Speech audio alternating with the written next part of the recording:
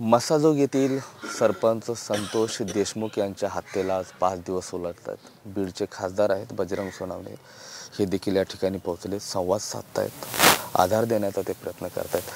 पीडित कुटुंबाशी त्यांनी संवाद साधलाय. एकच मागणी आहे पीडित कुटुंबाची की आरोपीला फाशी झाली पाहिजे. सुरुवात करतोय मी जे पीडिताचे भाऊ आहेत धनंजय देशमुख, काय मागणी आहे? मागणी एकच आहे की माझ्या भावाला, गावाला, कुटुंबाला न्याय पाहिजे. झालेली जे कृत्य आहे ते खूप खूप भयानक आहे. म्हणजे ते मला तर चर्चा होती नाही तर की हे बघा फोटो, खूप वेदना होतात जास्त. मी म्हणतो पण असं की दाखवू नका फोटो वगैरे, मला जास्त त्रास होतो ह्याच्यामध्ये. मी तुम्हाला परवा पण तीच गोष्ट बोललो की ह्याच्यामध्ये आपली सरळ सरळ मागणी, आपला भरोसा आहे प्रशासनावर, यंत्रणेवर सगळ्या, की आपल्याला न्याय देतील. कारण ह्याच्यामध्ये कुठं आपण एकही गोष्ट, एक पॉईंटसुद्धा आपला बनावट नाही आहे. जी आहे ती सगळ्यात तुम्हाला माहितीच आहे माझ्यापेक्षा जास्त काय घडलं आहे. तुम्ही आता 2-4 दिवस झाले इथंच आहेत तर तुम्ही बघितलं असेल ना की काय आहे नेमकं ह्याच्यामागे. पोलिसांची भूमिका कशी वाटते एकंदरीत? आज 5 दिवस होत आहेत, 3 आरोपींना अटक आहे, 4 आरोपी अद्याप फरार आहेत.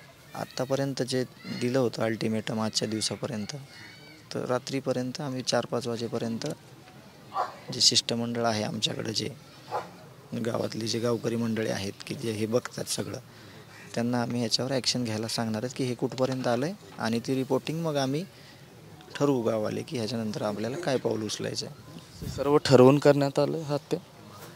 आता त्यांचं काय, त्यांचे काय विचार होते, काय आसुरी वृत्ती होती, आता ते सगळं तुमच्या ज्यावेळेस त्यांना जेरबंद होतील, त्यांच्या सगळ्या चौकशा होत्या, त्यावेळेस जास्त स्पष्ट होईल.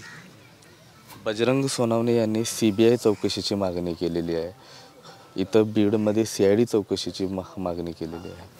काय होतं आहे, ह्या गोष्टी अशा होत आहेत सध्या की लोक खूप दुःखात आहेत. मग जे कोणी म्हणजे आपापल्या पद्धतीनं, आपापल्या विचारानं, आपापल्या भावनेनं व्यक्त होतात, आणि ते व्यक्त झाल्यामुळं नेमकं त्यांना पण माहीत नसते की त्याच्यात काय आहे, ह्याच्यात काय आहे. पण जो मार्ग आहे योग्य, ज्यांनी सजा भेटली पाहिजे आपल्या आरोपीला, तो मार्ग जो आहे ते सगळ्यांनी विचार करून ते ठरवलं जाईल की काय योग्य आहे आपल्यासाठी. जे योग्य आहे ते ठरवलं जाईल सगळ्याचे. आरोपीला शिक्षा झाली पाहिजे अशी मागणी आहे पीडित कुटुंबाची. बजरंग सोनवणे माझ्यासोबत आहे. बाप्पा, काय मागणी आहे? तुम्ही आता भेटलाय, माहिती घेतली, नेमकं काय प्रकरण होतं? पहिल्यांदा तर ही घटना एवढी दुःखद घटना आहे की काय व्यक्त व्हावं इथं येऊन आणि काय बोललं पाहिजे हे कळत नाही आहे. मी गेली 5 दिवस झालं बाहेरूनच करतोय सगळं, आज प्रत्यक्ष भेटीला आलो आहे. आज तुम्ही म्हणजे प्रश्न विचारताय प्रत्येक वेळेस की कुणी CBI चौकशी करते, कुणी SIT मागते, कुणी तुमचं CBI मागते, कुणी CDI मागते, कुणी काय. पण ह्या सगळ्या गोष्टीमध्ये त्यांचं मत आहे. आम्ही ग्रामीण भागातले आमचे सर्व तरुण दुःखात आहेत. त्याच्यामुळं काय मागितलं पाहिजे, काय मिळेल किंवा कशानं आपल्याला लवकर न्याय मिळेल हे इथल्या सर्वांच्या लक्षात यायला आता मी आज आलेलो आहे. आम्ही सर्वजण चर्चा करू. मी पण एक ह्यांच्या कुटुंबाचा सदस्य असल्यासारखं आहे, कारण माझ्या जिल्हा परिषद गटातलं हे गाव आहे. मला खूप जवळीतलं माझं घरी सगळं घर पण आहे. त्याच्यामुळं यांची जी काय मागणी आहे, आम्हाला न्याय मिळण्याच्या दृष्टीनं जी काय वाटेल लवकरात लवकर न्याय. पहिल्यांदा हे आरोपी अटक झाले पाहिजेत, तर हे आरोपी अटक होत नाहीत. हे आरोपी अटक करणं गरजेचं आहे. आता ते साईड हिरोसारखे 2 आरोपी, मेन आरोपी गायबच आहेत ना, मग त्यांना दोघांना हे करून बाकीचे आरोपी अटक होत नाहीत. त्याच्यामुळे हे आरोपी अटक झाले पाहिजेत. आणि ह्या कुटुंबातील हा जो सदस्य गेला आहे, ह्या सदस्य आमच्या सर्वांच्या कुटुंबावर हे एक दुःख आहे. तर या दुःखाला सर्वांची एक मागणी की त्याला फाशीची शिक्षा झाली पाहिजे, त्याला कठोर शिक्षा झाली पाहिजे. त्यानं जे आम्हाला किडनॅपिंग करून टॉर्चर करू मारलं, त्याचा बदला काय, तर त्याला शिक्षा होणे. आणि ही शिक्षा होण्यासाठी जी प्रशासनानं योग्य ती कारवाई करावी. त्यांना अल्टिमेट त्यांनी दिला होता की 3 दिवस 4 दिवस, हे पब्लिकला दिलेलं अल्टिमेट SP पण आहे. पण SP मी आज पण बोललो की तुम्ही आज उद्या 2-3 दिवसात त्यांना अटक लवकरात लवकर करा. जर ही अटक झाली तर हा न्याय होईल आणि तिथून सत्य येईल बाहेर. याचा मास्टरमाइंड कोण, काय, कोण, हे विषय वेगळे. ह्याच्यात कुणीही ह्याच्यात राजकारण करायचा संबंध नाही आहे. राजकारण करणारही नाही, मी तर करत नाही, बाकी कुणीही करू नये. आणि कुणी राजकारणाचा रंग ह्या देईल असं म्हणू नये. कारण आमच्या झालेल्या दुःखद घटनेत आम्ही आमच्या ह्या मारेकऱ्यांना सजा द्या आणि आम्हाला न्याय द्या एवढी मागणी करतो. त्याची चूक आहे. या प्रकरणात पोलिसांना पण दोषी ठरवण्यात आलं होतं. पीडित कुटुंबाची मागणी होती पोलिसांना निलंबन करा. राजेश पाटील म्हणून PSI, त्यांचं निलंबन झालं, मात्र PIचं आणखीन नाही. विषय पोलिसांवर संशय घ्यायसारखा आहेच आहे. आज दुःखात असल्यामुळे सगळे काही डायरेक्टली बोलायला कुटुंब आज सगळे बोलू शकत नसतात सगळे गोष्टी, पण पोलिसाचा संशयच वागणूक आहेच आहे.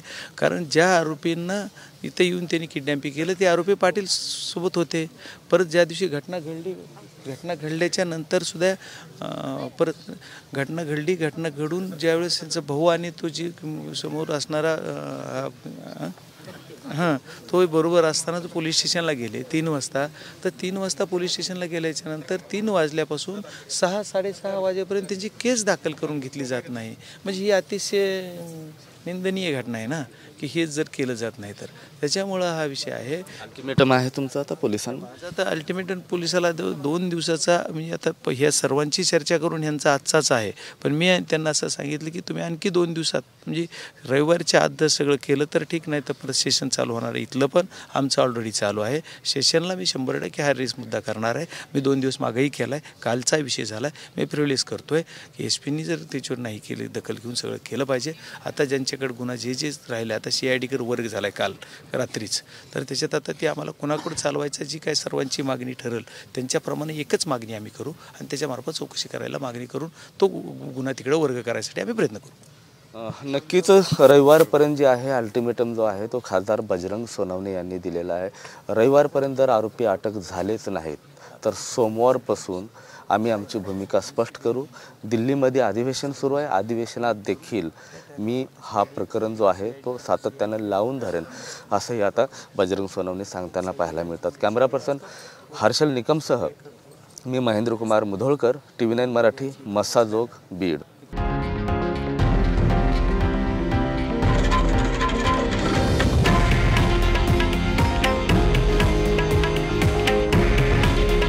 हे आहे देशातील नंबर 1 न्यूज नेटवर्क आणि आपण पाहत आहात TV9 मराठी.